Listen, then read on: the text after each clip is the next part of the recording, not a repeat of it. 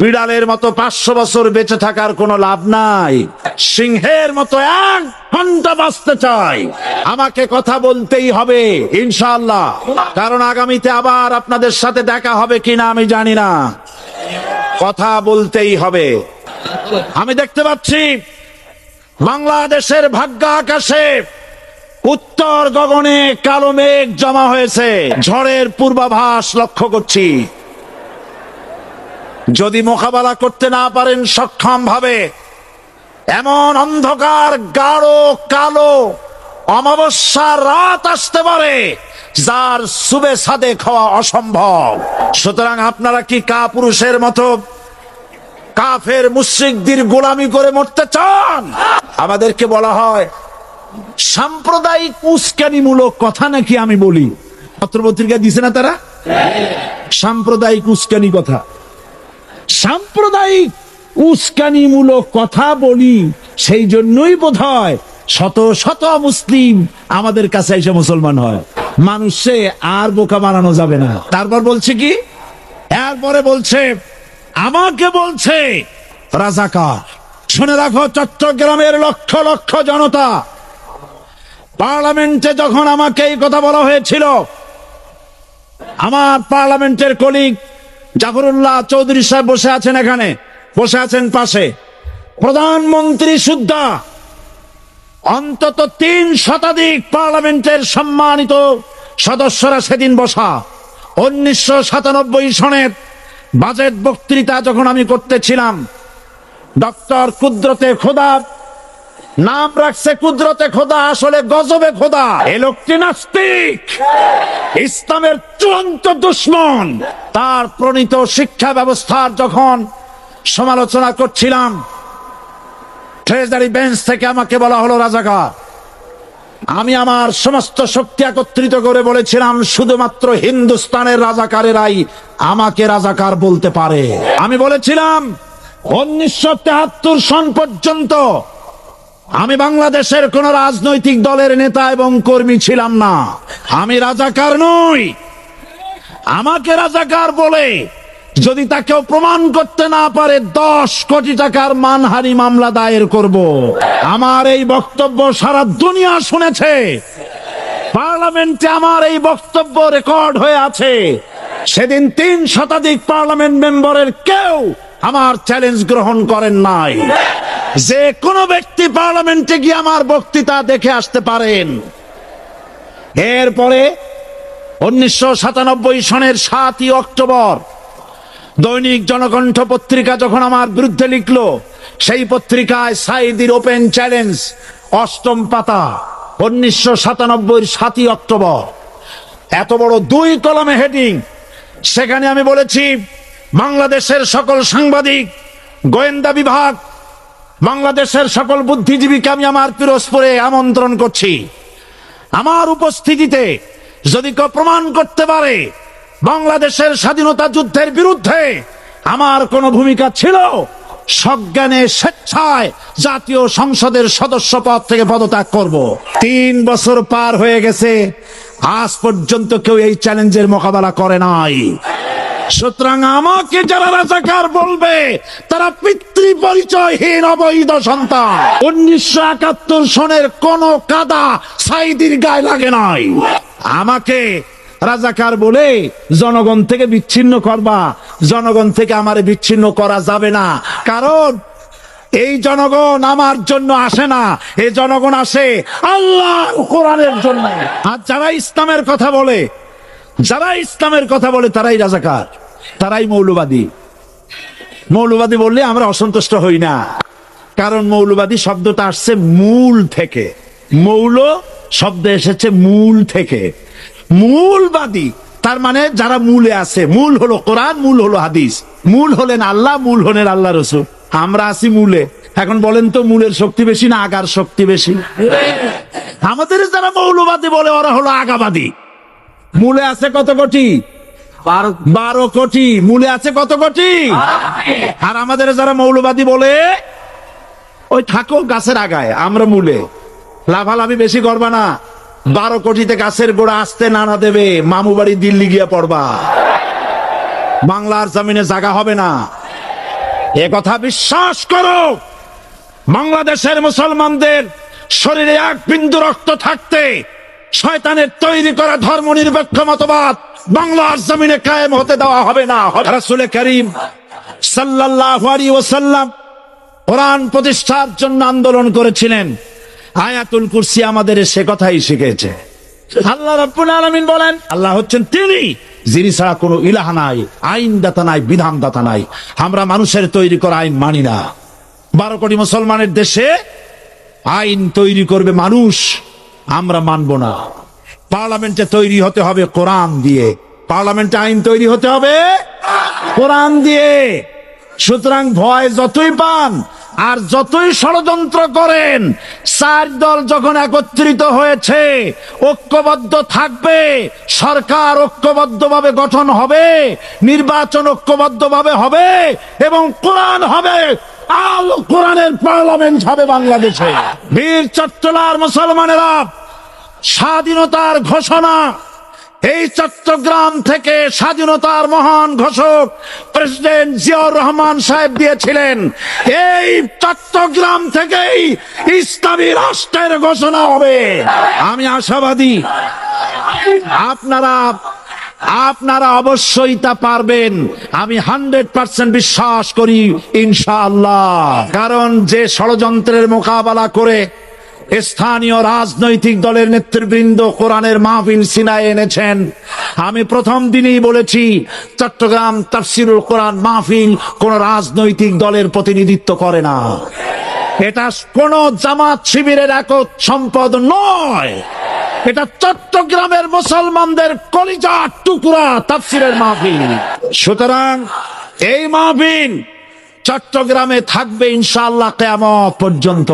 তবে মূল কথা হলো, এই সব চিন্তাগুলি এক সময় সঠিক হতে পারে না। সব মত, সব মতবাদ, সব ইজম একসাথে সত্য হতে পারে না। সত্য মাত্র হয় একটি। এই হাজারো মত, হাজারো পথের মধ্যে সত্য মাত্র একটি। এই সত্য পথ কোনটি তা কে বলে দেবে?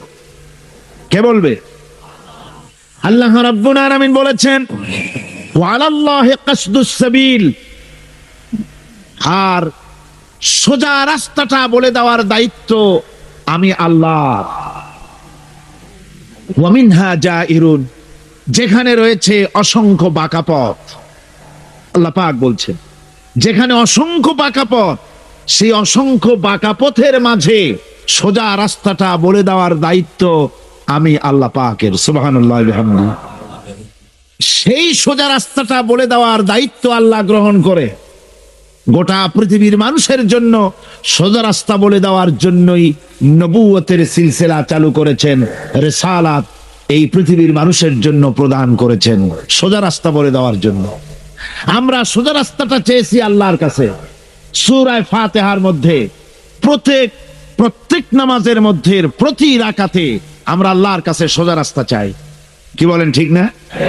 আমরা নামাজের মধ্যে বলি, ইহদিনাস সিরাতাল মুস্তাকিম সিরাতাল্লাযীনা আন'আমতা আলাইহিম গায়রিল মাগদুবি আলাইহিম ওয়ালাদ-দাল্লিন।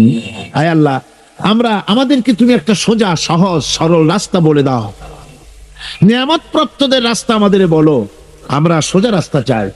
আল্লাহ পাক আমাদের চাহিদা অনুযায়ী আগে থেকেই আল্লাহ পাক পৃথিবীর মানুষের জন্য সোজা রাস্তা বলে দেওয়ার জন্য পয়গম্বরদেরকে প্রেরণ করেছেন।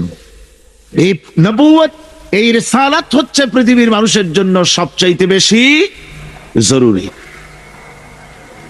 আর এই নবুয়তকে আল্লাহ রাব্বুল আলামিন যে দান করলেন, তা মানুষেরা নিজেরা নির্বাচনের মাধ্যমে নবী বানাতে পারে না। নবী আল্লাহই তৈরি করেন। নবী ইলেকশনের মাধ্যমে, ভোটের মাধ্যমে নবী তৈরি হয় না। আল্লাহ রাব্বুল আলামিন নবুয়ত তিনি দেন, নবুয়ত তিনি মনোনীত করেন, তিনি নির্বাচনের মোহতাজ করেন নাই নবুয়তকে। যেহেতু যারা নবী হবেন তাদেরকে আল্লাহ পাক আগে থেকেই তৈরি করে রাখেন। হঠাৎ করে 40 বছর বয়সের সময় কোনো এক একটি লোক পথের থেকে ধরে নিয়ে আল্লাহ নবী বানান না, নবী বানান আগের থেকেই। আল্লাহ পাক মানুষের জন্য পথ সৃষ্টি করেছেন, পথ তিনি তৈরি করেছেন। আমরা দেখতে পাই সমুদ্রের ভিতরে নাবিকেরা তারা যখন স্টিমার চালায়, নৌযান যখন চালায়, তখন দিনের বেলায় সূর্যের আলো দিয়া চলে, রাতের আধারে যেন পথ না হারায় সেজন্য রব্বুল আলামিন আকাশে তারকা খচিত করে নাবিকদেরকে পথের দিশা দিয়ে দিয়েছেন। আবার তিনি মরুভূমির ভিতরে ধু প্রান্তরের মধ্যে নিশানা তৈরি করে মানুষের পথের দিশা দিয়েছেন। যে আল্লাহ রব্বুল আলামিন মানুষের এমনি করে সমুদ্রের মধ্যে, পাহাড়ের ভিতরে, প্রান্তরের মধ্যে পথের দিশা দিয়ে দিয়েছেন, সে আল্লাহ রব্বুল আলামিন মানুষের জীবনের চলার জন্য আলো প্রদান করেন নাই, পথ প্রদান করেন নাই। এটা কেবলমাত্র বেকুবরাই চিন্তা করতে পারে। কারা চিন্তা করবে এটা? যারা বেকুব, যারা আহমক, ওরাই চিন্তা করতে পারে। আল্লাহ পাক পথ তৈরি করেছেন, আলো জ্বালিয়েছে। আমি আল্লাহর পক্ষ থেকে তোমাদের জন্য এসেছে আলো, আর আমি তোমাদের দিয়েছি স্পষ্ট কিতাব। আমার পক্ষ থেকে যে আলো তোমাদেরকে দান করেছি, সে আলো হচ্ছেন মুহাম্মদুর রাসূলুল্লাহ সাল্লাল্লাহু আলাইহি ওয়াসাল্লাম, তিনি হতেছেন আলো। আর একটা কিতাব দিয়েছি, ওই কিতাবের নাম হচ্ছে কোরআনে কারীম। কোরআন শরীফ দিয়েছে, স্পষ্ট কিতাব। আর আলো দিয়েছি, আলো হচ্ছেন মুহাম্মদুর রাসূলুল্লাহ সাল্লাল্লাহু আলাইহি ওয়াসাল্লাম। হুজুরকে নূর বলা হয়েছে, হুজুরকে সিরাজাম মুনীরা বলা হয়েছে, একটা উজ্জ্বল প্রদীপ বলা হয়েছে। হুজুর যেমন শানওয়ালা, বরকতওয়ালা নবী, তাকে তো প্রদীপের সাথে নয়, তাকে তুলনা করা দরকার ছিল সূর্যের আলোর সাথে, চাঁদের আলোর সাথে। কিন্তু আল্লাহ রাব্বুল আলামিন সূর্য এবং চাঁদের সাথে তুলনা না করে হুজুরকে তুলনা করেছেন প্রদীপের সাথে। কারণ হচ্ছে সূর্যের আলো যতই প্রখর হোক, সূর্যের আলো যতই প্রচন্ড হোক, এই সূর্য কিয়ামত পর্যন্ত চেষ্টা করে নতুন আরেকটি ছোট্ট সূর্যের জন্ম দিতে পারবে না। চাঁদের আলো যতই সুন্দর হোক, যতই স্নিগ্ধ হোক না কেন, কিয়ামত পর্যন্ত চেষ্টা করে চাঁদ নতুন ছোট্ট একটি চাঁদের জন্ম দিতে পারবে না। অথচ একটা প্রদীপ, এই প্রদীপ থেকে যদি কেউ আলো ধরাতে চায়, আর একটা ধরানো যাবে, 10টা যাবে, 100টা যাবে, সহস্রটা যাবে। যত আলো ধরাতে চায়, একটা প্রদীপ থেকে মানুষ আলো হাজারো হাজারো লাখো লাখো আলো ধরাতে পারে, তাতে ওই প্রদীপের আলো মোটেই কমে যাবে না। ঠিক কিনা বলেন? এই পৃথিবীর মানুষের জন্য আল্লাহ রাব্বুল আলামিনের সবচাইতে বড় ইহসান হচ্ছে যে তিনি আমাদের জন্য নবী দিয়েছেন, হেদায়েত আমাদের দিয়েছেন নবীর মাধ্যমে। আর তাও আবার তিনি নবী দিয়েছেন মানুষের মধ্য থেকে, কোন নবী ফেরেশতাদের মধ্য থেকে দেওয়া হয়নি। আল্লাহ পাকের এটা ইহসান যে তিনি নবী বানিয়েছেন সব মানুষদের, ফেরেশতাদের নবী বানান নাই। ফেরেশতা নবী হলে আমাদের জন্য সুবিধা হতো না। তার কারণ হলো ফেরেশতারা পুরুষও না, নারীও না। তারা মানুষের সমস্যা বোঝেন না। তাদের কল নাই, কারখানা নাই, তাদের ক্ষেত খামার নাই, মহিষ গরু নাই, তাদের রাজনীতি নাই, তাদের ইলেকশন নাই, তাদের ভোটাভুটি নাই, তাদের কিছুই নাই। তারা শুধু আল্লাহ পাকের আজ্ঞাবহ বিরাট এক বাহিনী। তো তারা পুরুষও না, নারীও না। সুতরাং স্বামী স্ত্রীর মধ্যে যদি কোনো মনোমালিন্যর সৃষ্টি হয়, তাহলে তার মীমাংসা করা তাদের পক্ষে সম্ভব না। তারা কি করে জানবে যে স্বামী স্ত্রীর মধ্যে গন্ডগোল হয় কেন, আর তা মিটাই কি করে? কল কারখানা তাদের নাই, তারা শ্রম দেয় না, তারা কল কারখানার মালিকও না। সুতরাং শ্রমিকদের সাথে মালিকের বাধে কেন, আর মেটে কিসে, তাও তাদের বোঝার কথা না। তারা রাজনীতি করে না, তারা ইলেকশন করে না, তারা আল্লাহ পাকের আজ্ঞাবহ বাহিনী। মানুষকে রাজনীতি করতে হয়, সমাজ নিয়ে বাস করতে হয়। সুতরাং রাজনীতি করতে গিয়ে মানুষকে হরতালের ডাক দিতে হয়, ধর্মঘট করতে হয়, ভোটাভুটি করতে হয়, কত কিছু করতে হয়। ফেরেশতা যদি নবী হতো তো মানুষের প্রতি ইহসান হতো না। এই জন্য আল্লাহ রাব্বুল আলামিন মানুষের প্রতি সবচাইতে তিনি হচ্ছেন বড়, তিনি সবচেয়ে ইহসানকারী, তিনি মানুষের প্রয়োজন বোঝেন। এই জন্য মানুষের জন্য তিনি যে নবী বানালেন, সমস্ত নবীরাই ছিলেন মানুষ। আল্লাহ এমন কিছু সৃষ্টি করেন নাই যার চলার পথ দেন নাই, চলা শিখান নাই। সৃষ্টি করেছেন অথচ চলা শিখান নাই, এমন কিছুই সৃষ্টি করেন নাই। যেমন আল্লাহ রাব্বুল আলামিন চোখ সৃষ্টি করেছেন দেখার জন্য, চোখ দেখার কাজ করে, কান শোনার কাজ করে। পাখিকে সৃষ্টি করে ওড়ার মতো ট্রেনিং আল্লাহ রাব্বুল আলামিন দিয়ে দিয়েছেন। মাছকে সাঁতার কাটার ট্রেনিং দিয়ে দিয়েছেন। আপনি দেখুন, আপনার বাড়ির মুরগির ডিমের থেকে বাচ্চা বেরোবার পর আপনি যদি তাকে পানির মধ্যে ছেড়ে দেন, সে চুবনি খেয়ে মরে যাবে। কিন্তু হাঁসের ডিম থেকে বাচ্চা বেরোলে পরে ওই বাচ্চা পানির মধ্যে দিবেন, সাঁতরায়া ডুব খায়া যেমনে পারুক কেনারায় চলে আসবে। সুতরাং আল্লাহ শুধু সৃষ্টি করেন না, সৃষ্টি করেন, প্রতিপালন করেন, আর হেদায়েতের রাস্তাও তিনি বলে দেন। তাই এই পৃথিবীতে সাধারণ নেতাদের সাথে আর নবীদের সাথে বিরাট পার্থক্য সূচিত হয়েছে, যেহেতু নবীদের মাধ্যমেই আল্লাহ পাক মানুষের চলার পথের দিশা দিয়েছেন। দুনিয়ার সব নেতারা কথা বলেন মস্তিষ্ক দিয়ে, চিন্তা করে কথা বলেন, আর পয়গম্বরেরা আল্লাহ রাব্বুল আলামিন বলেছেন নবী নফসকে অনুসরণ করে, প্রবৃত্তিকে অনুসরণ করে নবীজি কোনো কথা বলেন না। আমার নবী যেটা বলেন সেটা হলো ওহী, আমি যা তাকে বলতে বলি নবীজি তাই বলেন, আমার কথাই বলেন। আল্লাহ পাক গ্যারান্টি দিতেছেন এই যে কোরআন, এই কোরআনে কারিমের ভিতরে আমার নবী যদি নিজের থেকে বানিয়ে কোনো কথা বলতেন, নবী যদি নিজের থেকে কোনো কথা যদি রচনা করে কোরআনের মধ্যে ঢুকিয়ে দিতেন, তাহলে আমি আল্লাহ রাব্বুল আলামিন নবীজির হাতকে চেপে ধরতাম, আমি তার ডান হাতকে চেপে ধরতাম, আর তার কণ্ঠনালীকে আমি আল্লাহ রাব্বুল আলামিন কেটে ফেলে দিতাম। সুবহানাল্লাহ পড়েন। আমি তার কণ্ঠনালীকে কেটে দিতাম। তার অর্থ কি?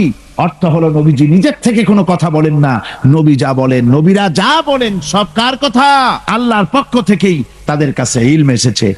প্রত্যেক উম্মতের জন্য আমি রাসূল প্রেরণ করেছি, যাতে করে কোন জাতি বলতে না পারে যে আমরা সতর্ককারী, আমাদের কাছে আসে নাই, তাওহীদের কথা বলতে কেউ আসে নাই। আল্লাহ রাব্বুল আলামিন তাই প্রত্যেক জাতির জন্য বলেন আমি নবী পাঠিয়েছি। তারা দাওয়াত দিয়েছেন এক আল্লাহর গোলামি করো, এক আল্লাহর দাসত্ব করো, তিনি ছাড়া তোমাদের কোনো ইলাহ নাই, তিনি ছাড়া তোমাদের কোনো মাবুদ নাই, উপাস্য নাই, তারই গোলামি জীবনের সকল ক্ষেত্রে করো। এভাবে করে আল্লাহ পাক যুগে যুগে নবী প্রেরণ করেছেন। এই নবী পাঠাবার উদ্দেশ্য কি সেটা কোরআনে কারিমে আল্লাহ পাক বলছেন, এই কিতাব আমি তোমার প্রতি অবতীর্ণ করেছি কেন? লিতুখরিজান নাসা মিনাজ যুলুমাতি ইলান নূর। পয়গম্বরদের আগমনের উদ্দেশ্যই ছিল যে তারা পৃথিবীর মানব মণ্ডলীকে পঞ্জীভূত অন্ধকারের ভেতর থেকে টেনে বের করে আলোর দিকে নিয়ে আসবে। একমাত্র ইসলাম হচ্ছে আলো, সেই আলোর দিকে, হেদায়েতের দিকে, কোরআনের দিকেই আল্লাহ রাব্বুল আলামিন নবীদেরকে পাঠিয়েছেন, যাতে করে তারা মানব মণ্ডলীকে আলোর দিকে নিয়ে আসেন। এই নবুয়তের সিলসিলা শুরু হলো হযরতে সাইয়েদনা আদম আলাইহিস সালাম থেকে, আর শেষ হলো গিয়ে মুহাম্মদুর রাসূলুল্লাহ সাল্লাল্লাহু আলাইহি ওয়াসাল্লাম। রাসূল পাক সাল্লাল্লাহু আলাইহি ওয়াসাল্লামকে আল্লাহ রাব্বুল আলামিন তাকে বিশ্ব নেতা বানিয়ে দিলেন, কি ইমামুল মুরসালিন, সমস্ত রাসূলদের নেতা তিনি। রাসূল পাক সাল্লাল্লাহু আলাইহি ওয়াসাল্লাম বিশ্ব নেতা, আর বিশ্ব নেতা হওয়ার মতো সব কোয়ালিটি আল্লাহ পাক একমাত্র রাসূলকে দান করেছেন, আর কারো মধ্যে বিশ্ব নেতা হওয়ার কোয়ালিটি নাই। বিশ্ব নেতা হওয়ার জন্য প্রথম যে কোয়ালিটি হওয়া দরকার সেটা হলো তিনি যে কথা বলবেন তা কোনো বিশেষ জাতির জন্য, বিশেষ কোনো বর্ণ, কোন শ্রেণীর কল্যাণের জন্য কথা বলবেন না, তিনি কথা বলবেন বিশ্ব মানবতার জন্য। দুনিয়ায় যত নেতা এসেছেন সমস্ত নেতারাই যার যার জাতির কথা বলেছেন, ভাষার কথা বলেছেন, নিজের দেশের কথা বলেছেন, বিশ্ব মানবতার কথা কেবলমাত্র বলেছেন মুহাম্মদ রাসূলুল্লাহ সাল্লাল্লাহু আলাইহি ওয়াসাল্লাম। আল্লাহর নবী বলেছেন সাদা এবং কালো, আরব এবং অনারব, মানুষের মাঝে কোনো ভেদাভেদ নাই, আরবের উপরে অনারবের কোনো প্রাধান্য নাই, অনারবের উপরে আরবের কোনো প্রাধান্য নাই। সৈয়দ বংশের বলে, শিক্ষার গৌরব, বংশের গৌরব বলে কোনো জিনিস থাকবে না। মুসলমানদের একমাত্র দুনিয়ার ভিতরে আল্লাহর কাছে সম্মানিত সেই ব্যক্তি, আল্লাহর কাছে তোমাদের মধ্যে সবচাইতে বেশি মর্যাদা তার, যে ব্যক্তি তোমাদের মধ্যে আল্লাহ পাককে সবচাইতে বেশি ভয় করে। সেই ব্যক্তি হচ্ছে তোমাদের মধ্যে সবচাইতে মর্যাদা সম্পন্ন। সাদা এবং কালোর ব্যবধান দূর করলেন মুহাম্মদ রাসূলুল্লাহ, জোরে বলেন সাল্লাল্লাহু আলাইহি ওয়াসাল্লাম। মানুষে মানুষে ভেদাভেদ দূর করে দিয়ে সমস্ত মানুষকে একটা প্ল্যাটফর্মে তিনি দাঁড় করিয়েছেন। বিশ্ব নেতা হবেন তিনি যার আদর্শ সারা দুনিয়ার মানুষের জন্য প্রযোজ্য। 3 নম্বরের যে কোয়ালিটি প্রয়োজন তা হচ্ছে তার দেওয়া আদর্শ কোনো গণ্ডির ভিতরে সীমাবদ্ধ থাকবে না, বরং তা পৃথিবীর সব জায়গায় ছড়িয়ে পড়বে। এ ব্যাপারেও রাসূলের আদর্শই সারা পৃথিবীতে ছড়িয়ে পড়েছে, আর কোথাও না, আর কারো না। চতুর্থ, বিশ্বনেতা হওয়ার জন্য আরেকটি কোয়ালিটি এমন, যেটা হচ্ছে যে তিনি আদর্শ দিয়েই ক্ষান্ত হবেন না, নিজের জীবনে তা বাস্তবায়িত করে পৃথিবীর সামনে পেশ করবেন। কোন নেতা আছে যে জীবনে কার্যকরী করে দেখায়া মানুষের সামনে বলতে পেরেছে? মুহাম্মদ রাসূলুল্লাহ সাল্লাল্লাহু আলাইহি ওয়াসাল্লাম হচ্ছেন সেই মহান নেতা যিনি বলেছেন, ও আমার সাহাবীরা, ও আমার স্ত্রীরা, তোমরা দিনের আলোতে আমার মধ্যে যা কিছু দেখতে পাও আর রাতের বেলায়ও যা কিছু আমার মধ্যে দেখতে পাও, সব কথাগুলি তোমরা মানুষের কাছে খুলে বলে দাও। সুবহানাল্লাহ। কোন ব্যক্তি আছে এমন যিনি বলতে পারবেন সাহস করে যে আমার জীবনের সব কথা মানুষের কাছে বলে দাও? কে বলতে পারবে? হযরতে আয়েশা সিদ্দিকা রাদিয়াল্লাহু তাআলা আনহার খেদমতে কিছু সাহাবায়ে কেরাম এসে বলেছিলেন, হুজুর, বলেছিলেন, মা বলুন তো হুজুর সাল্লাল্লাহু আলাইহি ওয়াসাল্লামের চরিত্রটা কেমন? আপনি তো সব সময় কাছে বেশি থাকার সুযোগ পান, চরিত্র আপনারই ভালো জানার কথা, বলুন হুজুরের চরিত্র কেমন? হযরত আয়েশা বলেছিলেন, তোমরা কি কোরআন পড়তে জানো? তারা বললেন, হ্যাঁ, আমরা কোরআন পড়তে জানি। হযরত আয়েশা বলেন, কোরআনে কারীম যদি পড়তে জেনে থাকো তাহলে রাসূল পাক সাল্লাল্লাহু আলাইহি ওয়াসাল্লামের চরিত্র জানার জন্য আমার কাছে কেন এলে?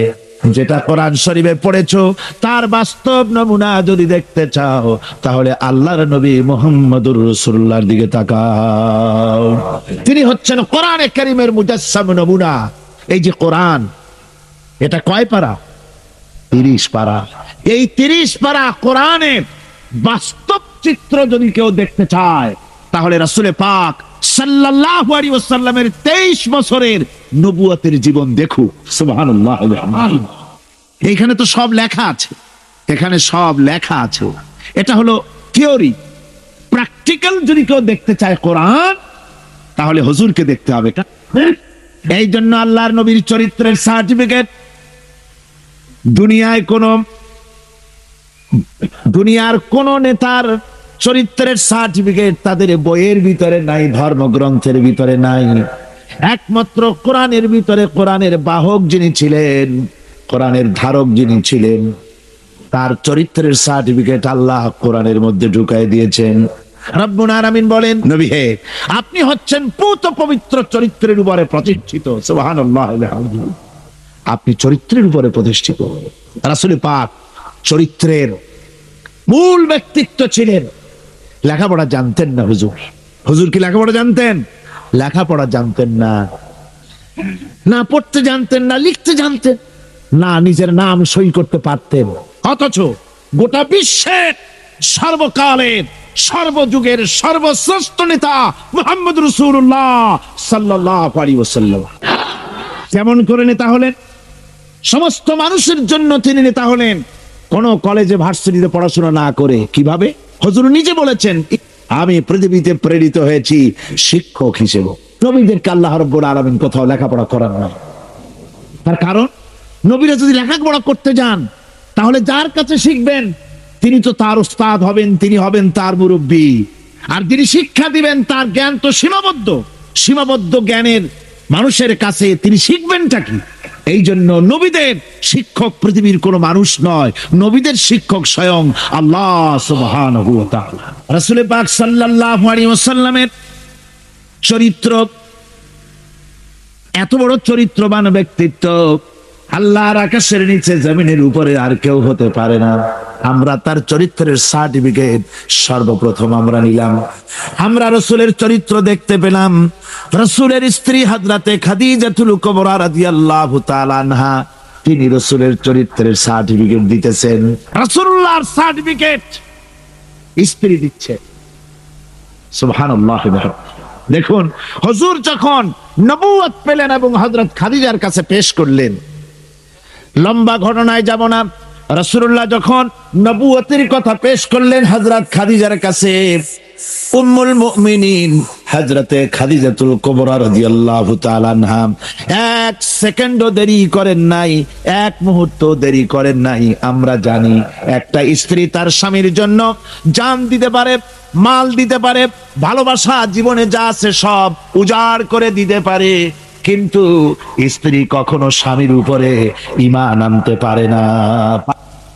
আল্লাহর নবী যখন নবুয়তের কথা হযরতে খাদিজার কাছে পেশ করলেন, হযরতে খাদিজা এক মুহূর্ত দেরি করেন নাই, এক সেকেন্ডও চিন্তা করেন নাই, সঙ্গে সঙ্গে মা খাদিজা পড়েছেন লা ইলাহা ইল্লাল্লাহু মুহাম্মাদুর রাসূলুল্লাহ। এক মুহূর্ত দেরি করেন নাই, হযরতে খাদিজা সঙ্গে সঙ্গে ঈমান এনেছেন। আমার বন্ধুগণ, স্ত্রীর সার্টিফিকেট সবচাইতে বড়। তারপরে লোকটির চরিত্র কেমন, সুন্দর সার্টিফিকেট দিতে পারে স্ত্রীর পরে তার খাদেম, তার বাড়িতে যে চাকর থাকে, যেহেতু চাকর বাড়ি ড্রয়িং রুম থেকে রান্নাঘর পর্যন্ত যাতায়াত করে, লোকটি কেমন তা ভালো করে সে জানে। একজন চাকর তার প্রভুর জন্য, তার মনিবের জন্য জান মাল সব দিয়ে দিতে পারে, কিন্তু ঈমান আনতে পারে না মনিবের উপরে। আমরা দেখতে পাই রাসূল পাক সাল্লাল্লাহু আলাইহি ওয়াসাল্লাম নবুয়তের দাওয়াত যখন পেশ করলেন, রাসূলের খাদেম ছিলেন যায়েদ বিন হারিসা। হযরতে যায়েদ এক মুহূর্ত দেরি করেন নাই, সঙ্গে সঙ্গে পড়েছেন লা ইলাহা ইল্লাল্লাহু মুহাম্মাদুর রাসূলুল্লাহ। স্ত্রী, তারপরে খাদেম, তারপরে লোকটির চরিত্র সম্পর্কে ভালো করে সার্টিফাই করতে পারে তার বন্ধু। রাসূলের বন্ধু ছিলেন হযরতে আবু বকর সিদ্দিক রাদিয়াল্লাহু তাআলা আনহু। হযরতে রাসূল পাক যখন বন্ধু আবু বকরের কাছে নবুয়তের দাওয়াত পেশ করলেন, তাওহীদের দাওয়াত পেশ করলেন, বন্ধু হযরত আবু বকর এক সেকেন্ডও দেরি করেন নাই, বলেছেন আপনি নবী হওয়ার যোগ্য। যে চরিত্র আপনার ভিতরে দেখেছি সাধারণ মানুষের এই চরিত্র হতে পারে না। আমার ভাইরা, রাসূল পাক সাল্লাল্লাহু আলাইহি সাল্লাম চরিত্রের দিক থেকে শ্রেষ্ঠ চরিত্রবান ব্যক্তিত্ব। আপনি বলেন এই পৃথিবীতে কোন নেতা আছে জীবনে মিথ্যে কথা বলে নাই?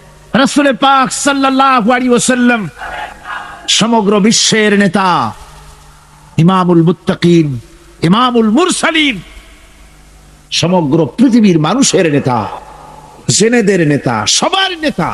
রাসূল একদিকে বিশ্ব নেতা, আর একদিকে বিশ্ব নবী। এর আগে যত নবী এসেছেন সমস্ত নবীরা হলেন এলাকার উপরে নবী, ভাষার উপরে নবী, গোত্রের জন্য নবী, কবিলার জন্য নবী। আল্লাহ রাব্বুল আলামিন বলেন, আমি নূহ আলাইহিস সালামকে লাকাদ আরসালনা নূহান ইলা কওমিহি, আমি নূহ আলাইহিস সালামকে তার কওমের জন্য নবী করেছি। শুআয়ব আলাইহিস সালামকে মাদিয়ানবাসীদের জন্য, হুদ আলাইহিস সালামকে তার গোত্রের জন্য, ঈসা আলাইহিস সালামকে বনি ইসরাইলদের জন্য, মুসা আলাইহিস সালামকে তার কওমের কাছে এমনি করে সমস্ত নবীদেরকে তার কওমের জন্যই আমি নবী করে পাঠিয়েছি। কিন্তু মুহাম্মদুর রাসূলুল্লাহ সাল্লাল্লাহু আলাইহি ওয়াসাল্লামকে বিশেষভাবে কোনো কওমের জন্য আমি নবী করি নাই। সুবহানাল্লাহ। কোন খাস কওমের জন্য মুহাম্মদ সাল্লাল্লাহু আলাইহি ওয়াসাল্লাম নবী নন। তার সম্মান এই পৃথিবীতে সবচাইতে বেশি মর্যাদা কার? হুজুরে। আল্লাহর পরে যার মর্যাদা, আল্লাহর পরে যার মর্যাদা, তিনি হচ্ছেন বিশ্বনবী জনাবে মুহাম্মদ রাসূলুল্লাহ সাল্লাল্লাহু আলাইহি ওয়াসাল্লাম। আর সোজা রাস্তাটা বলে দেওয়ার দায়িত্ব আমি আল্লাহর। ওয়া মিনহা জাইরুন, যেখানে রয়েছে অসংখ্য বাঁকা পথ, আল্লাহ পাক বলছেন যেখানে অসংখ্য বাঁকা পথ, সেই অসংখ্য বাঁকা পথের মাঝে সোজা রাস্তাটা বলে দেওয়ার দায়িত্ব আমি আল্লাহ পাকের। সুবহানাল্লাহি ওয়া বিহামদিহি। সেই সোজা রাস্তাটা বলে দেওয়ার দায়িত্ব আল্লাহ গ্রহণ করে গোটা পৃথিবীর মানুষের জন্য সোজা রাস্তা বলে দেওয়ার জন্যই নবুয়তের সিলসিলা চালু করেছেন, রিসালাত এই পৃথিবীর মানুষের জন্য প্রদান করেছেন সোজা রাস্তা বলে দেওয়ার জন্য। আমরা সোজা রাস্তাটা চেয়েছি আল্লাহর কাছে। সূরা ফাতিহার মধ্যে প্রত্যেক নামাজের মধ্যে প্রতি রাকাতে আমরা আল্লাহর কাছে সোজা রাস্তা চাই। কি বলেন, ঠিক না? আমরা নামাজের মধ্যে বলি ইহদিনাস সিরাতাল মুস্তাকিম সিরাতাল্লাযীনা আন'আমতা আলাইহিম গায়রিল মাগদুবি আলাইহিম ওয়ালাদ-দাল্লিন। আয় আল্লাহ, আমাদেরকে তুমি একটা সোজা সহজ সরল রাস্তা বলে দাও, নিয়ামত প্রাপ্তদের রাস্তা আমাদের বলো। আমরা সোজা রাস্তা চাই। আল্লাহ পাক আমাদের চাহিদা অনুযায়ী আগে থেকেই আল্লাহ পাক পৃথিবীর মানুষের জন্য সোজা রাস্তা বলে দেওয়ার জন্য পয়গম্বরদেরকে প্রেরণ করেছেন। এই নবুয়ত, এই রিসালাত হচ্ছে পৃথিবীর মানুষের জন্য সবচাইতে বেশি জরুরি। আর এই নবুয়তকে আল্লাহ রাব্বুল আলামিন যে দান করলেন, তা মানুষেরা নিজেরা নির্বাচনের মাধ্যমে নবী বানাতে পারে না, নবী আল্লাহই তৈরি করেন। নবী ইলেকশনের মাধ্যমে, ভোটের মাধ্যমে নবী তৈরি হয় না। আল্লাহ রাব্বুল আলামিন নবুয়ত তিনি দেন, নবুয়ত তিনি মনোনীত করেন, তিনি নির্বাচনের মোহতাজ করেন নাই নবুয়তকে। যেহেতু যারা নবী হবেন তাদেরকে আল্লাহ পাক আগে থেকেই তৈরি করে রাখেন। হঠাৎ করে 40 বছর বয়সের সময় কোন একটি লোক পথের থেকে ধরে নিয়ে আল্লাহ নবী বানান না, নবী বানান আগের থেকেই। আল্লাহ পাক মানুষের জন্য পথ সৃষ্টি করেছেন, পথ তিনি তৈরি করেছেন। আমরা দেখতে পাই সমুদ্রের ভিতরে নাবিকেরা তারা যখন স্টিমার চালায়, নৌযান যখন চালায়, তখন দিনের বেলায় সূর্যের আলো দিয়া চলে, রাতের আধারে যেন পথ না হারায় সেজন্য রব্বুল আলামিন আকাশে তারকা খচিত করে নাবিকদেরকে পথের দিশা দিয়ে দিয়েছেন। আবার তিনি মরুভূমির ভিতরে ধুধু প্রান্তরের মধ্যে নিশানা তৈরি করে মানুষের পথের দিশা দিয়েছেন। যে আল্লাহ রাব্বুল আলামিন মানুষের এমনি করে সমুদ্রের মধ্যে, পাহাড়ের ভিতরে, প্রান্তরের মধ্যে পথের দিশা দিয়ে দিয়েছেন, সে আল্লাহ রাব্বুল আলামিন মানুষের জীবনের চলার জন্য আলো প্রদান করেন নাই, পথ প্রদান করেন নাই। এটা কেবলমাত্র বেকুফরাই চিন্তা করতে পারে। কারা চিন্তা করবে এটা? যারা বেকুফ, যারা হামাক, ওরাই চিন্তা করতে পারে। আল্লাহ পাক পথ তৈরি করেছেন, আলো জ্বালিয়েছে। আমি আল্লাহর পক্ষ থেকে তোমাদের জন্য এসেছে আলো, আর আমি তোমাদের দিয়েছি স্পষ্ট কিতাব। আমার পক্ষ থেকে যে আলো তোমাদেরকে দান করেছি, সে আলো হচ্ছেন মুহাম্মদুর রাসূলুল্লাহ সাল্লাল্লাহু আলাইহি ওয়াসাল্লাম, তিনি হতেছেন আলো। আর একটা কিতাব দিয়েছি, ওই কিতাবের নাম হচ্ছে কোরআনে কারীম। কোরআন শরীফ দিয়েছে, স্পষ্ট কিতাব। আর আলো দিয়েছি, আলো হচ্ছেন মুহাম্মদুর রাসূলুল্লাহ সাল্লাল্লাহু আলাইহি ওয়াসাল্লাম। হুজুরকে নূর বলা হয়েছে, হুজুরকে সিরাজাম মুনীরা বলা হয়েছে, একটা উজ্জ্বল প্রদীপ বলা হয়েছে। হুজুর যেমন শানওয়ালা বরকতওয়ালা নবী, তাকে তো প্রদীপের সাথে নয়, তাকে তুলনা করা দরকার ছিল সূর্যের আলোর সাথে, চাঁদের আলোর সাথে। কিন্তু আল্লাহ রাব্বুল আলামিন সূর্য এবং চাঁদের সাথে তুলনা না করে হুজুরকে তুলনা করেছেন প্রদীপের সাথে। কারণ হচ্ছে সূর্যের আলো যতই প্রখর হোক, সূর্যের আলো যতই প্রচন্ড হোক, এই সূর্য কিয়ামত পর্যন্ত চেষ্টা করে নতুন আরেকটি ছোট্ট সূর্যের জন্ম দিতে পারবে না। চাঁদের আলো যতই সুন্দর হোক, যতই স্নিগ্ধ হোক না কেন, কিয়ামত পর্যন্ত চেষ্টা করে চাঁদ নতুন ছোট্ট একটি চাঁদের জন্ম দিতে পারবে না। অথচ একটা প্রদীপ, এই প্রদীপ থেকে যদি কেউ আলো ধরাতে চায়, আর একটা ধরানো যাবে, 10টা যাবে, 100টা যাবে, সহস্রটা যাবে। যত আলো ধরাতে চায়, একটা প্রদীপ থেকে মানুষ আলো হাজারো হাজারো লাখো লাখো আলো ধরাতে পারে, তাতে ওই প্রদীপের আলো মোটেই কমে যাবে না। ঠিক কিনা বলেন?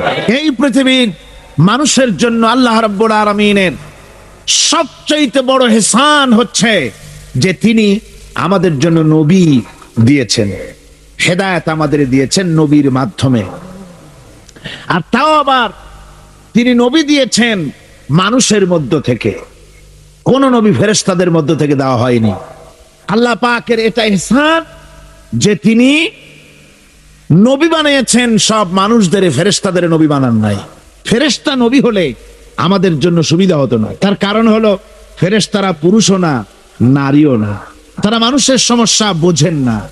তাদের কল নাই, কারখানা নাই, তাদের ক্ষেত খামার নাই, মহিষ গরু নাই, তাদের রাজনীতি নাই, তাদের ইলেকশন নাই, তাদের ভোটাভুটি নাই, তাদের কিছুই নাই। তারা শুধু আল্লাহ পাকের আজ্ঞাবহ বিরাট এক বাহিনী। তো তারা পুরুষও না, নারীও না। সুতরাং স্বামী স্ত্রীর মধ্যে যদি কোনো মনোমালিন্যর সৃষ্টি হয়, তাহলে তার মীমাংসা করা তাদের পক্ষে সম্ভব না। তারা কি করে জানবে যে স্বামী স্ত্রীর মধ্যে গন্ডগোল হয় কেন, তা মিটাই কি করে? কল কারখানা তাদের নাই, তারা শ্রম দেয় না, তারা কল কারখানার মালিকও না। সুতরাং শ্রমিকদের সাথে মালিকের বাধে কেন, আর মেটে কিসে, তাও তাদের বোঝার কথা না। তারা রাজনীতি করে না, তারা ইলেকশন করে না, তারা আল্লাহ পাকের আজ্ঞাবহ বাহিনী। মানুষকে রাজনীতি করতে হয়, সমাজ নিয়ে বাস করতে হয়। সুতরাং রাজনীতি করতে গিয়ে মানুষকে হরতালের ডাক দিতে হয়, ধর্মঘট করতে হয়, ভোটাভুটি করতে হয়, কত কিছু করতে হয়। ফেরেশতা যদি নবী হতো তো মানুষের প্রতি ইহসান হতো না। এই জন্য আল্লাহ রাব্বুল আলামিন মানুষের প্রতি সবচাইতে তিনি হচ্ছেন বড়, তিনি সবচাইতে ইহসানকারী, তিনি মানুষের প্রয়োজন বোঝেন। এই জন্য মানুষের জন্য তিনি যে নবী বানালেন, সমস্ত নবীরাই ছিলেন মানুষ। আল্লাহ এমন কিছু সৃষ্টি করেন নাই যার চলার পথ দেন নাই, চলা শিখান নাই। সৃষ্টি করেছেন অথচ চলা শিখান নাই, এমন কিছুই সৃষ্টি করেন নাই। যেমন আল্লাহ রাব্বুল আলামিন চোখ সৃষ্টি করেছেন দেখার জন্য, চোখ দেখার কাজ করে, কান শোনার কাজ করে। পাখিকে সৃষ্টি করে ওড়ার মতো ট্রেনিং আল্লাহ রাব্বুল আলামিন দিয়ে দিয়েছেন। মাছকে সাঁতার কাটার ট্রেনিং দিয়ে দিয়েছেন। আপনি দেখুন, আপনার বাড়ির মুরগির ডিমের থেকে বাচ্চা বেরোবার পর আপনি যদি তাকে পানির মধ্যে ছেড়ে দেন, সে চুবনি খেয়ে মরে যাবে। কিন্তু হাঁসের ডিম থেকে বাচ্চা বেরোলে পরে ওই বাচ্চা পানির মধ্যে দিবেন, সাঁতরায়া ডুব খাইয়া যেমনে পারুক কেনারায় চলে আসবে। সুতরাং আল্লাহ শুধু সৃষ্টি করেন না, সৃষ্টি করেন, প্রতিপালন করেন, আর হেদায়েতের রাস্তাও তিনি বলে দেন। তাই এই পৃথিবীতে সাধারণ নেতাদের সাথে আর নবীদের সাথে বিরাট পার্থক্য সূচিত হয়েছে, যেহেতু নবীদের মাধ্যমেই আল্লাহ পাক মানুষের চলার পথের দিশা দিয়েছেন। দুনিয়ার সব নেতারা কথা বলেন মস্তিষ্ক দিয়ে, চিন্তা করে কথা বলেন। আর পয়গম্বরেরা, আল্লাহ রাব্বুল আলামিন বলেছেন, নবী নফসকে অনুসরণ করে, প্রবৃত্তিকে অনুসরণ করে নবীজি কোনো কথা বলেন না। আমার নবী যেটা বলেন সেটা হলো ওহী। আমি যা তাকে বলতে বলি নবীজি তাই বলেন, আমার কথাই বলেন। আল্লাহ পাক গ্যারান্টি দিতেছেন, এই যে কোরআন, এই কোরআনে কারিমের ভিতরে আমার নবী যদি নিজের থেকে বানিয়ে কোনো কথা বলতেন, নবী যদি নিজের থেকে কোনো কথা যদি রচনা করে কোরআনের মধ্যে ঢুকিয়ে দিতেন, তাহলে আমি আল্লাহ রাব্বুল আলামিন নবীজির হাতকে চেপে ধরতাম, আমি তার ডান হাতকে চেপে ধরতাম, আর তার কণ্ঠনালীকে আমি আল্লাহ রাব্বুল আলামিন কেটে ফেলে দিতাম। সুবহানাল্লাহ পড়েন। আমি তার কণ্ঠনালীকে কেটে দিতাম। তার অর্থ কি? অর্থ হলো নবীজি নিজের থেকে কোনো কথা বলেন না। নবী যা বলেন, নবীরা যা বলেন, সব কার কথা? আল্লাহর পক্ষ থেকেই তাদের কাছে ইলম এসেছে। প্রত্যেক উম্মতের জন্য আমি রাসূল প্রেরণ করেছি, যাতে করে কোন জাতি বলতে না পারে যে আমরা সতর্ককারী আমাদের কাছে আসে নাই, তাওহীদের কথা বলতে কেউ আসে নাই। আল্লাহ রাব্বুল আলামিন তাই প্রত্যেক জাতির জন্য বলেন আমি নবী পাঠিয়েছি। তারা দাওয়াত দিয়েছেন এক আল্লাহর গোলামি করো, এক আল্লাহর দাসত্ব করো, তিনি ছাড়া তোমাদের কোনো ইলাহ নাই, তিনি ছাড়া তোমাদের কোনো মাবুদ নাই, উপাস্য নাই, তারই গোলামি জীবনের সকল ক্ষেত্রে করো। এভাবে করে আল্লাহ পাক যুগে যুগে নবী প্রেরণ করেছেন। এই নবী পাঠাবার উদ্দেশ্য কি সেটা কোরআনে কারীমে আল্লাহ পাক বলছেন, এই কিতাব আমি তোমার প্রতি অবতীর্ণ করেছি কেন? লিতুখরিজান নাসা মিনাজ যুলুমাতি ইলান নূর। পয়গম্বরদের আগমনের উদ্দেশ্যই ছিল যে তারা পৃথিবীর মানব মণ্ডলীকে পঞ্জীভূত অন্ধকারের ভেতর থেকে টেনে বের করে আলোর দিকে নিয়ে আসবে। একমাত্র ইসলাম হচ্ছে আলো, সেই আলোর দিকে, হেদায়েতের দিকে, কোরআনের দিকেই আল্লাহ রাব্বুল আলামিন নবীদেরকে পাঠিয়েছেন, যাতে করে তারা মানব মণ্ডলীকে আলোর দিকে নিয়ে আসেন। এই নবুয়তের সিলসিলা শুরু হলো হযরতে সাইয়েদনা আদম আলাইহিস সালাম থেকে, আর শেষ হলো গিয়ে মুহাম্মদুর রাসূলুল্লাহ সাল্লাল্লাহু আলাইহি ওয়াসাল্লাম। রাসূল পাক সাল্লাল্লাহু আলাইহি ওয়াসাল্লামকে আল্লাহ রাব্বুল আলামিন তাকে বিশ্ব নেতা বানিয়ে দিলেন, কি ইমামুল মুরসালিন, সমস্ত রাসূলদের নেতা তিনি। রাসূল পাক সাল্লাল্লাহু আলাইহি ওয়াসাল্লাম বিশ্ব নেতা, আর বিশ্ব নেতা হওয়ার মতো সব কোয়ালিটি আল্লাহ পাক একমাত্র রাসূলকে দান করেছেন, আর কারো মধ্যে বিশ্ব নেতা হওয়ার কোয়ালিটি নাই। বিশ্ব নেতা হওয়ার জন্য প্রথম যে কোয়ালিটি হওয়া দরকার সেটা হলো তিনি যে কথা বলবেন তা কোনো বিশেষ জাতির জন্য, বিশেষ কোনো বর্ণ, কোন শ্রেণীর কল্যাণের জন্য কথা বলবেন না, তিনি কথা বলবেন বিশ্ব মানবতার জন্যে। দুনিয়ায় যত নেতা এসছেন সমস্ত নেতারাই যার যার জাতির কথা বলেছেন, ভাষার কথা বলেছেন, নিজের দেশের কথা বলেছেন, বিশ্ব মানবতার কথা কেবলমাত্র বলেছেন মুহাম্মদ রাসূলুল্লাহ সাল্লাল্লাহু আলাইহি ওয়াসাল্লাম। আল্লাহর নবী বলেছেন সাদা এবং কালো, আরব এবং অনারব, মানুষের মাঝে কোনো ভেদাভেদ নাই। আরবের উপরে অনারবের কোনো প্রাধান্য নাই, অনারবের উপরে আরবের কোনো প্রাধান্য নাই। সৈয়দ বংশের বলে, শিক্ষার গৌরব, বংশের গৌরব বলে কোনো জিনিস থাকবে না। মুসলমানদের একমাত্র দুনিয়ার ভিতরে আল্লাহর কাছে সম্মানিত সেই ব্যক্তি, আল্লাহর কাছে তোমাদের মধ্যে সবচাইতে বেশি মর্যাদা তার যে ব্যক্তি তোমাদের মধ্যে আল্লাহ পাককে সবচাইতে বেশি ভয় করে, সেই ব্যক্তি হচ্ছে তোমাদের মধ্যে সবচাইতে মর্যাদা সম্পন্ন। সাদা এবং কালোর ব্যবধান দূর করলেন মুহাম্মদ রাসূলুল্লাহ, জোরে বলেন সাল্লাল্লাহু আলাইহি ওয়াসাল্লাম। মানুষে মানুষে ভেদাভেদ দূর করে দিয়ে সমস্ত মানুষকে একটা প্ল্যাটফর্মে তিনি দাঁড় করিয়েছেন। বিশ্ব নেতা হবেন তিনি যার আদর্শ সারা দুনিয়ার মানুষের জন্য প্রযোজ্য। 3 নম্বরের যে কোয়ালিটি প্রয়োজন তা হচ্ছে তার দেওয়া আদর্শ কোনো গণ্ডির ভিতরে সীমাবদ্ধ থাকবে না, বরং তা পৃথিবীর সব জায়গায় ছড়িয়ে পড়বে। এ ব্যাপারে রাসূলের আদর্শই সারা পৃথিবীতে ছড়িয়ে পড়েছে, আর কোথাও না, আর কারো না। চতুর্থ, বিশ্বনেতা হওয়ার জন্য আরেকটি কোয়ালিটি এমন, যেটা হচ্ছে যে তিনি আদর্শ দিয়েই ক্ষান্ত হবেন না, নিজের জীবনে তা বাস্তবায়িত করে পৃথিবীর সামনে পেশ করবেন। কোন নেতা আছে যে জীবনে কার্যকরী করে দেখায়া মানুষের সামনে বলতে পেরেছে? মুহাম্মদ রাসূলুল্লাহ সাল্লাল্লাহু আলাইহি ওয়াসাল্লাম হচ্ছেন সেই মহান নেতা যিনি বলেছেন, ও আমার সাহাবীরা, ও আমার স্ত্রীরা, তোমরা দিনের আলোতে আমার মধ্যে যা কিছু দেখতে পাও আর রাতের বেলায়ও যা কিছু আমার মধ্যে দেখতে পাও, সব কথাগুলি তোমরা মানুষের কাছে খুলে বলে দাও। সুবহানাল্লাহ।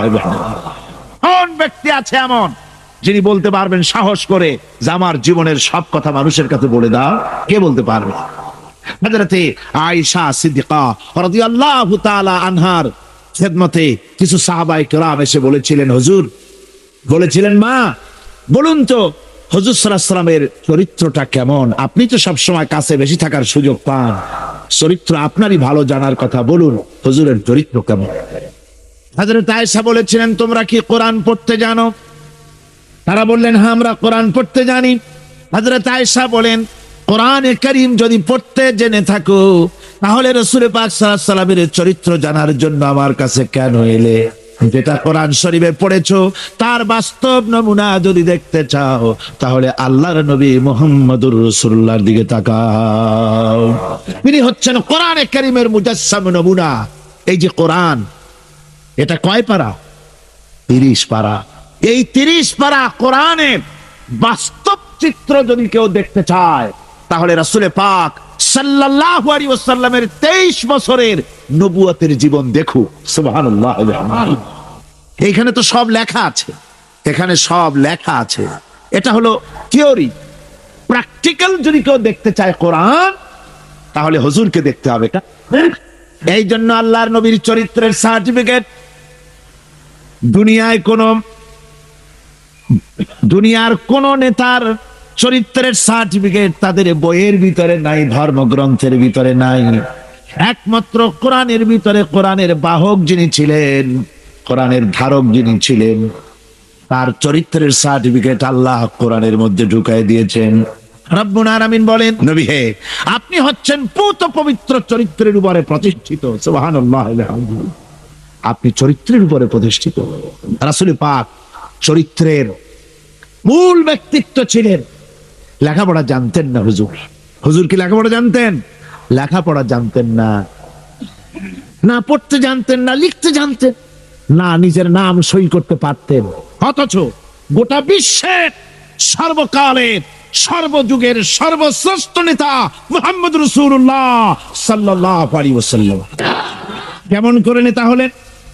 সমস্ত মানুষের জন্য তিনি নেতা হলেন, কোন কলেজে ভার্সিটিতে পড়াশোনা না করে। কিভাবে? হুজুর নিজে বলেছেন, আমি পৃথিবীতে প্রেরিত হয়েছি শিক্ষক হিসেবে। নবীদেরকে আল্লাহ রাব্বুল আলামিন কোথাও লেখাপড়া করান না।